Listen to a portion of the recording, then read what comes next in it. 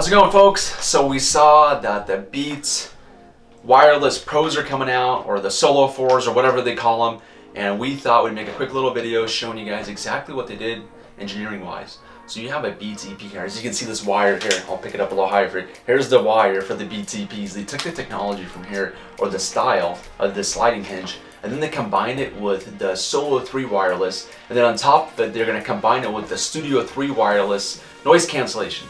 And that's really what they're doing with the new Solo wireless. And we don't have the product yet. We're gonna get it into a review on it, but we kind of want to show you guys what they decided to do about taking the Beats EPs, taking this type of style, this metal style for the hinge, and then adding the folding mechanism to the hinge, and then removing this cable from here, of course, and then adding the noise cancellation, which is super cool. We're excited about trying this product. We want to just do a quick little video just showing you guys exactly what Apple did with this specific pair of headphones. And now that Apple's taking care of the designing of more of the Beats products, you guys are going to see a much better product in terms of the aesthetics of it and the way it's designed as well.